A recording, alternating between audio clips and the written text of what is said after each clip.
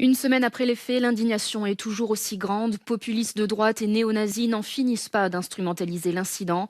Les réseaux sociaux sont inondés de commentaires de haine à l'encontre des réfugiés. Et même l'Allemand moyen se sent déstabilisé face à ces actes de violence sexuelle en plein cœur de Cologne. Alors comment lutter contre l'amalgame? Notre reporter Kolia Kandzura s'est entretenu avec un chercheur de l'Institut de l'immigration et de l'intégration à Berlin. Il nous propose une lecture différente de l'incident du Nouvel An. Que s'est-il exactement passé à Cologne pendant la nuit du Nouvel An et comment comprendre qu'une majorité de réfugiés et de demandeurs d'asile figuraient parmi les auteurs? Alors que certains politiques réclament un durcissement de la loi, pour d'autres le débat s'égare dans la mauvaise direction. Wolfgang Kaschuba dirige l'Institut de l'immigration et de l'intégration de Berlin. Au lieu de s'acharner sur les réfugiés, il veut recentrer le débat sur les violences commises par des hommes à l'égard de femmes. C'est le gros problème. On fait comme s'il s'agissait d'un comportement propre aux réfugiés ou aux étrangers.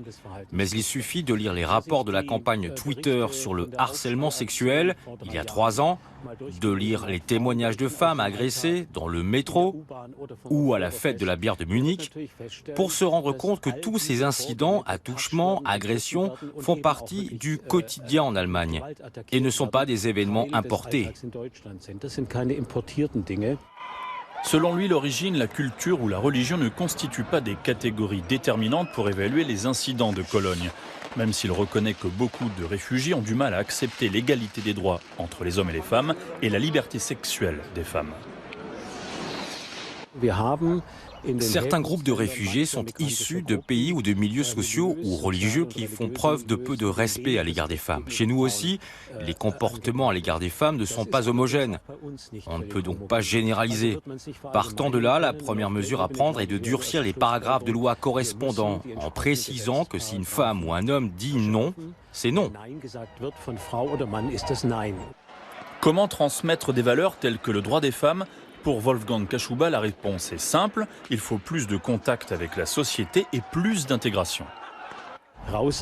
Il faut sortir les réfugiés des foyers pour qu'ils retrouvent une forme de vie plus sociale, qu'ils suivent des cours d'allemand, une formation, pour qu'ils trouvent un emploi. Il existe déjà des zones de contact qui vont dans ce sens. Beaucoup de jeunes issus de milieux où les contacts avec les femmes sont rares se retrouvent dans des situations où les femmes occupent des fonctions de juge, d'enseignante, de professeur.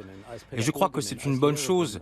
Il faut insister pour faire valoir nos règles et si cela pose problème, leur expliquer ces règles. Des réflexions qui relèvent du bon sens, mais dans un contexte aussi tendu, ces paroles risquent de ne pas trouver l'écho qu'elles méritent.